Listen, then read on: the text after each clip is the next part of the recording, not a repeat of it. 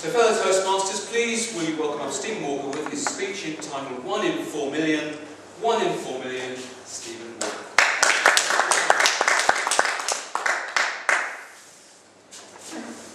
To introduce myself, I decided that I had to make a decision between Chapter 1 and Chapter 2. Deception tells me that we all have a Chapter 1, and that's our life. It just starts and it finishes. But my life has two distinct chapters. Chapter 1 started in 1950 and concluded in 2009. Chapter 2 started 9 months ago. Mr. Toastmaster, ladies and gentlemen, on the 16th of October 2009, I didn't want to get out of bed. The day before, I didn't. However, some people present will have experience with daughters, and some will in fact even be a daughter. But my daughter insisted that she take me to the hospital on the 16th of October. And on that day, she didn't know it, and I didn't know it, but she saved my life. She took me to Sandringham Hospital, and I could feel the vibes. You get a strange feeling when the triage nurse has got a packed waiting room, people standing in the corridors, but the triage nurse comes straight over to you. Somehow she's picked you as not being the regular customer for a Friday morning. And then she takes you straight into the treatment room, and a doctor is brought straight to see you. You think this is rather odd because you feel fine. You don't have any fever and you don't have any pain. My daughter told my son that I was in the hospital. He rang me and said, "How are you feeling, Dad?" I said, "I'm pretty good." Well, what a stupid response to a very good question. Just as I told my son that I feel pretty good, the doctor said, "I'm taking the phone from you now. I'm going to knock you out. You've got to go to another hospital. You've too much of a complication for Sandringham. And that will turn the lights out for me." Well, I didn't know what was going on. And for the next 6.5 weeks, I still had no idea because I was comatised. And some of the things that went wrong, there are so many things that went wrong, I can't remember them, so I have to read the list. First item is the diagnosis: streptococcal septicemia with multiple organ failure, septic shock, acute renal failure, lactic acidosis, coagulopathy, purpura. Is there any doctors present? I'm a veterinarian. Please come up and help me, James.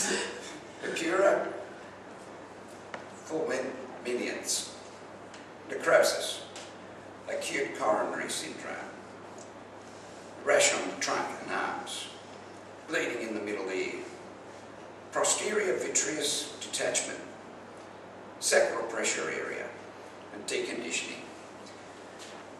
James, if you had an animal presenting with those symptoms, I guess there's only one solution, isn't there? Well, fortunately, I was at the Alfred Hospital, and that solution that James would have chosen was not selected, and the doctors did an amazing job. As I said, for 6 weeks, over 6 weeks, I was comatised. When I woke up, they told me that I'd had a toxic shock.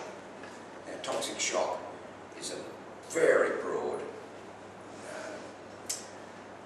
description of many, many complications. Mine was unique though because it had been identified, fortunately, and it had nothing to do with any introduced products that people sometimes pickle themselves with.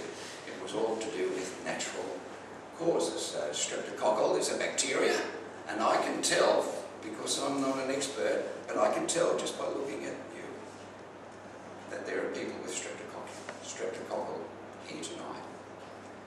Carol, streptococcal. Sandra, James. In fact, we all do. Streptococcal bacteria is in our respiratory system. We all have it. It's quite harmless. But if it gets in the blood supply, it's catastrophic. I'd like to tell you about the results of this problem. I walk funny. Different shoes. I'm led to believe that in a fortnight or so I should have proper shoes. They'll be custom made for me because the streptococcal septicemia denied blood to quite a lot of my body. So I walk with a funny leg. I've got an amputation there. I've got a wooden leg made out of plastic and metal. And I've lost various parts of various toes on the left foot. And I have so many problems that I can't even remember them. And I have 15 departments at the Alfred Hospital looking after me. And then I'm down to 15 now because 2 departments have dropped off. So I have constant reviews with infectious diseases, rheumatology, haematology, vascular, cardio, gastro, upper gastro, podiatry, orthotics, prosthetics, rehabilitation, pathology, and physiotherapy, ophthalmology, and ear, nose and throat. And those appointments will continue for a long, long time yet. But I'm comforted by advice that the doctors have given me. My family haven't quite figured it out yet. But when they asked for the results of the brain scan, my daughter was told they couldn't find anything. I'm trying to get my mind around this. How does that work? Because people have been telling me that for a long, long time. Now it's been made official. Chapter 2 has affected every day of my life since the 16th of October, and it will continue to do. The first thing that I think about every morning when I awake is, what is today going to bring? Because unfortunately, even though I'm now out of hospital and been out of hospital for 5 months, there are still things going wrong. Such is the problems caused by streptococcal septicemia. But let me conclude by telling you that your chances of getting this disease is virtually impossible. Toxic shock is common. Streptococcal septicemia is quite rare. It affects less than 1 in a million, and it could be as low as 1 in 2 million. However, the mortality rate is the most concerning part of this